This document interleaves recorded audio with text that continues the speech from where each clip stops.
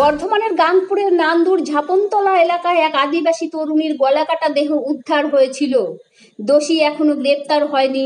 তার প্রতিবাদে বৃষ্টি মাথায় নিয়ে বর্ধমানের গাংপুরের কাছে ১৯ নম্বর জাতীয় সড়ক ঘন্টার পর ঘন্টা অবরোধ করে দোষীর গ্রেপ্তার ও ফাঁসির দাবি জানিয়ে।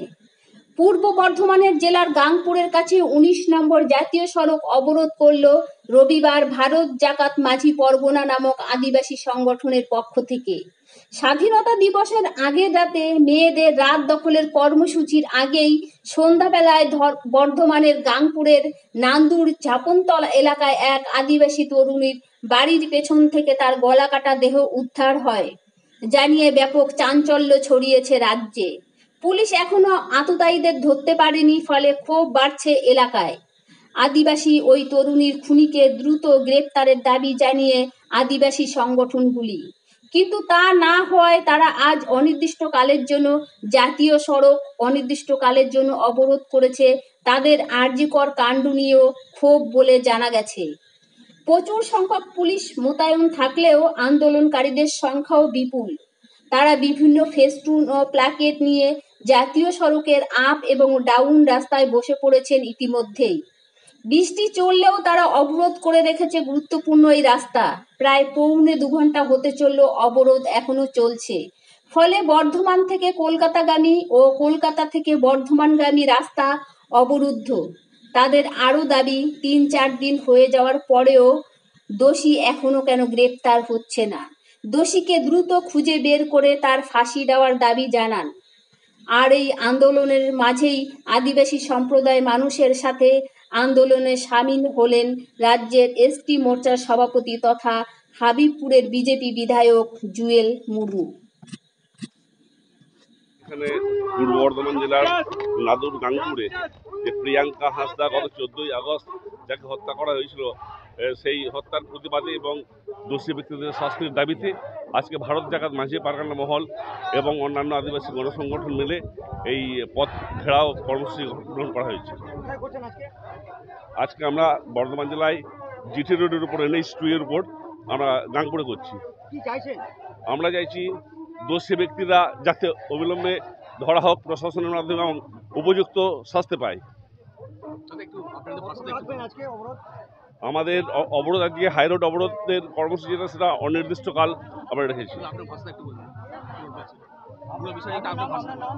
আমার নাম উপেল মান্ডি, ভারত জাকাত মাঝি পারগানা মহল পশ্চিমবাংলার কনভেনার। না, এটা আমাদের আদিবাসী সমাজ, আদিবাসী পরিবার ধ্বংস হয়েছে।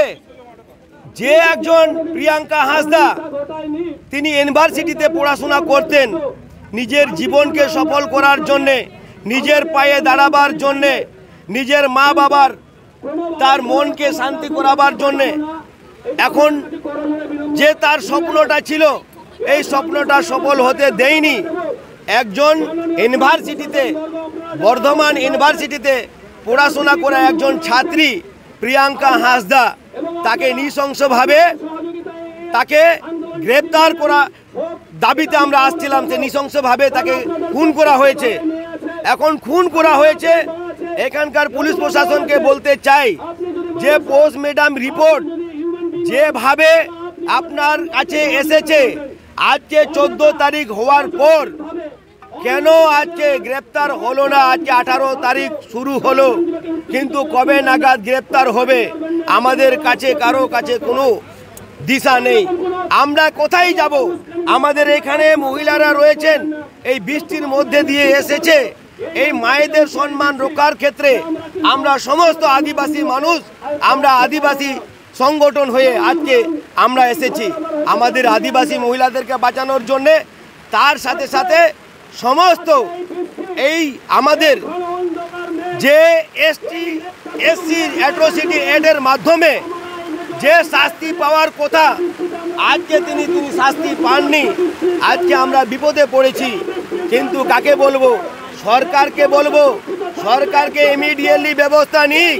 যতই বৃষ্টি হোক, যতই ঝড় হোক, আমরা এখান থেকে যাব না যতক্ষণ পর্যন্ত উপযুক্ত শাস্তি পাবে না, ততক্ষণ পর্যন্ত এইখান থেকে আমরা উঠে যাব না।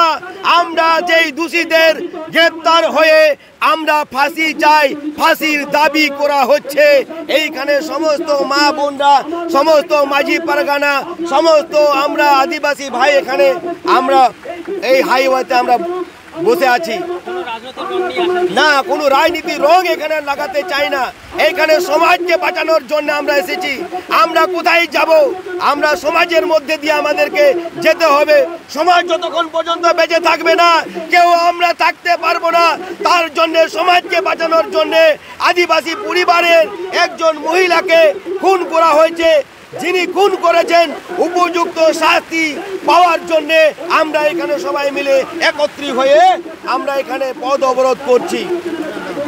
আমার নাম হচ্ছে জুয়েল মুর্মু। চিকিৎসা পরিষেবা নির্ভরযোগ্য প্রতিষ্ঠান Sarada Seva Sadhan hospital private limited Amala cinema হলের বিপরীতে ডাক্তার কে.ডি. ঘোষের নার্সিংহোম। এখানে যত্নের সহিত সাধ্যের মধ্যে স্বাস্থ্য পরিষেবা দেওয়া হয়।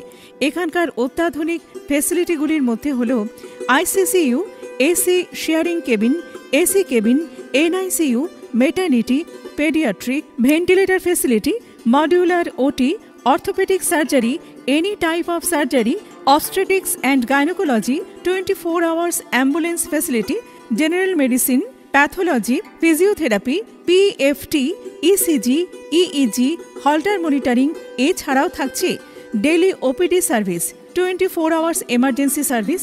আমাদের ঠিকানা বারাসাত রোড, নোনা চন্দনপুকুর, ব্যারাকপুর, অমলা সিনেমা হলের বিপরীতে, কলকাতা 122।